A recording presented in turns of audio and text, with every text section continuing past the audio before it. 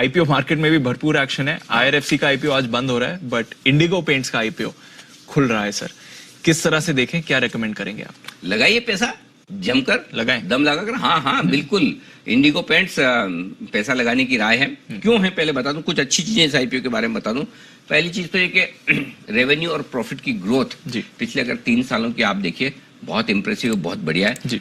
कई बार हम ये कहते थे कि भाई 2-3 साल पहले कंपनी आईपीओ लाने का प्लान करती तो उस समय आपकी ग्रोथ ज्यादा अच्छी दिखती। वो मैंने एग्जांपल भी दिया था ना जी, कि शादी के दिन दूल्हा दुल्हन दोनों बड़े तैयार होकर सज कर होते हैं। तो वही ये एक तरह से शादी वाला ही दिन है कि कंपनी आईपीओ लॉन्च करी तो बैलेंस शीट पूरी सजी धजी रहती है। इसलिए हम जब थोड़ा लंबा देखते हैं ना जी, तो लंबे भी आप 8-10 सालों का देखेंगे तो इंप्रेसिव ग्रोथ है, बढ़िया है। हाँ, इसमें एक चीज जरूर है कि बहुत लो बेस से इन्होंने शुरू किया, इसलिए आपको परसेंटेज टर्म्स में ग्रोथ बढ़िया दिखता है, लेकिन ग्रोथ दिखनी चाहिए जी, वो इंपॉर्टेंट है। और वो ग्रोथ दिख रही, तो रेवेन्यू और प्रॉफिट की ग्रोथ बहुत ही इंप्रेसिव रही है जी सर। दूसरी बात है कि आईपीओ का पैसा है ना एक्सपेंशन प्लान में जा रहा है।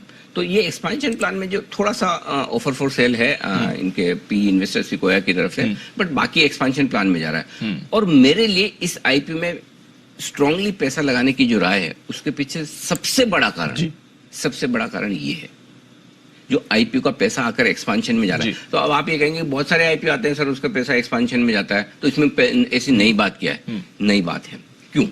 अभी पीपी जिसको हम एक तरह से आप ये समझ लीजिए कि एसेट्स, इस कंपनी की एसेट्स जो है वो करीबन 142 करोड़ के आसपास की। इस एक्सपेंशन प्लान जो 150 करोड़ का है, उसके बाद एसेट्स लगभग दुगुनी हो जाएगी, 292 करोड़ जी, राइट। बढ़ी हुई एसेट्स पर अगर आप रेवेन्यू गिने, अभी की रेवेन्यू पर जो लगभग 5 गुना के आसपास आ रहा है, 5-5.5 गुना का रेवेन्यू आपका इस पर आया, तो आपका सीधा रेवेन्यू डबल हो रहा है जी।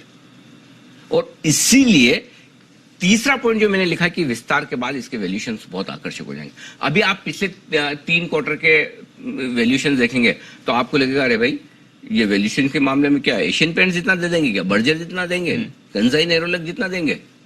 लेकिन आपको उस हिसाब से नहीं देखना है, आपको देखना है एक्सपेंशन प्लान के बाद क्या वैल्यूएशन है। और एक्सपेंशन प्लान के बाद मुझे लगता है ये 27-28 रुपए के आसपास की ईपीएस करना चाहिए।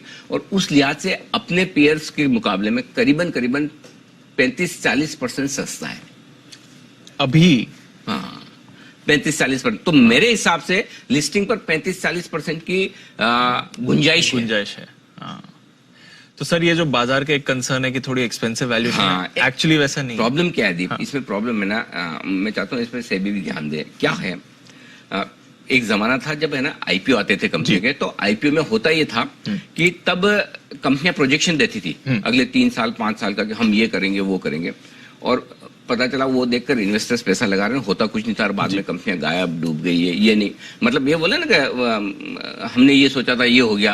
आपके पास बहाने तो बहुत है कि कोविड आ गया था, कि कभी ये हो गया था, कभी इकोनॉमिक स्लो डाउन आ गया, तो उसमें इन्वेस्टर्स लालच में फंस जाते थे कि इतनी बढ़िया परफॉर्मेंस, तो सेबी ने वो बंद कर दिया, विच वॉज गुड। लेकिन अभी इशू क्या है, अभी होता है कि अभी कंपनियां ना अपने प्रोजेक्शन नहीं दे सकते। लेकिन ये प्रोजेक्शन किसको नहीं दे सकती? आरएचपी में नहीं आता, आरएचपी में नहीं आएगा। कंपनियां जब मीडिया से बात करेगी तब नहीं आएगा। लेकिन जब 1-on-1 मीटिंग सारे बड़े इन्वेस्टर्स के साथ होती है, फंड्स के साथ होती है, वहां सब बताते हैं वो 3 साल 5 साल ये करेंगे वो करेंगे। अरे नहीं तो कोई फंड पैसे कैसे लगाए? मुझे एक चीज बताओ, एक फंड मुझे बता दो जो अगर पिछले 3 साल के वैल्यूएशन देखकर इंडिगो पेंट्स में पैसा लगा पाए। जस्टिफाई नहीं कर सकता, नहीं कर पाएंगे जब तक आप फ्यूचर प्रोजेक्शन नहीं देखोगे कि कंपनी अगले 2-3-5 साल में क्या करने वाली है। और अगले 2-3-5 साल का अगर आपको पता नहीं है तो आप पैसा लगाओगे भी क्यों? करेक्ट। तो मुझे लगता है अब ये वक्त आ गया कि वापस, पहले जमाना अलग था, टेक्नोलॉजी नहीं थी, इंफॉर्मेशन इतनी पास नहीं होती थी, अब जमाना अलग है। अब सेबी के पास मैकेनिज्म भी है, तो सेबी चाहे तो सब पे नजर रख सकता है। तो अब सेबी को ये करना चाहिए कि अब आप प्रोजेक्शन दो, और प्रोजेक्शन अगर आप फंड्स को दे रहे हो तो रिटेल इन्वेस्टर को भी मिले। रिटेल को क्यों ना मिले? रिटेल अंधा है, ऐसे अंधेरे में हाथ फेर चला रहा है, क्योंकि उसे पता नहीं। हम बताते हैं तो उन्हें लगता है कि हाँ ठीक होगा। या यही चीज जो फंड्स को मिल रही है वो रिटेल इन्वेस्टर्स को भी मिलनी चाहिए इन्फॉर्मेशन, और ताकि कंपनियां उसका मिसयूज ना करें, कुछ भी अनाप शनाप आगे के प्रोजेक्शन ना दे, उसके लिए मॉनिटरिंग सिस्टम बना दो जी। और कड़क मॉनिटरिंग सिस्टम होना चाहिए सेबी की तरफ से कि अगर कोई प्रमोटर कुछ भी बोल के निकलने की कोशिश करे, पकड़ा जाएगा।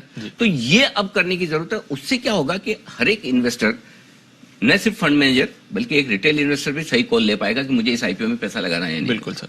तो ये होने की जरूरत। तो अब ये 4 पॉजिटिव जो मुझे दिखे, इसमें एक प्रोमोटर्स 20 साल का अनुभव रखते हैं, बहुत बढ़िया ग्रोथ उन्होंने इसी वजह से दिखाई है। एक ये बड़ा नेगेटिव क्या है, एक दो नेगेटिव भी है, वो आपको समझना चाहिए। कंपनी की साइज छोटी है अभी जी। अब छोटी साइज पे आपको अच्छी ग्रोथ दिखाना आसान है, बड़ी साइज पे वो ग्रोथ दिखाना मुश्किल होता है। और मार्केट शेयर भी सिर्फ 2% का डेकोरेटिव सेगमेंट का, जिसमें आपका कंपटीशन भी सब दिग्गजों से भाई, बर्जर, एशियन, एक्सो नोबेल, कंसाई, ये सारे दिग्गज हैं जिनके साथ आपको डील करना है। लेकिन चूंकि साइज छोटी है और अभी भी इतनी छोटी साइज है, एशियन पेंट्स कभी 2% मार्केट शेयर वाले पे बहुत फोकस नहीं जाएगा। करेक्ट।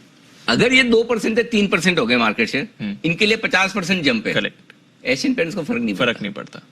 इसलिए छोटे होने के बावजूद इनके लिए ग्रो करने की जगह है जी, इसलिए ये मुझे पसंद है। और दूसरा है कि हिस्टोरिकल वैल्यूएशन देखेंगे आप, पुराने डेटा तो आप पैसा लगा ही नहीं पाएंगे, आपको लगा अरे भाई इतना महंगा। तो मैं ये कहूंगा कि जो इनका पूरा का पूरा एसेट बेस डबल होने जा रहा है, जो एक्सपेंशन प्लान होने जा रहा है। अच्छा, इसके बाद डेट फ्री भी हो जाएगी कंपनी जी, ये आईपीओ के बाद। तो आपके डेट फ्री हो गए, एसेट्स डबल हो गई, आपके रेवेन्यूज डबल हो जाएंगे, प्रॉफिट शानदार होगा, मुझे अच्छा लगता है। तो आप अच्छे लिस्टिंग गेन के लिए जरूर लगाएं,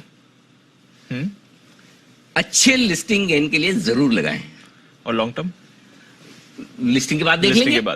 मतलब इसका मतलब मैं ये नहीं कह रहा कि पहले दिन बेच के निकल जाना है। अगर बहुत अच्छे गेन्स मिलेंगे और तब वैल्यूएशन अगर कंपेरेबल हो गए एशियन पेंट्स के साथ, तो हम सेल कॉल भी दे देंगे कि चलिए आप प्रॉफिट बुक कर लिए। लेकिन फिलहाल आप पहले दिन पैसा कमाने के लिहाज से भी लगाइए। बिल्कुल सर। एक पॉजिटिव तो आपने मेंशन ही नहीं किया, धोनी।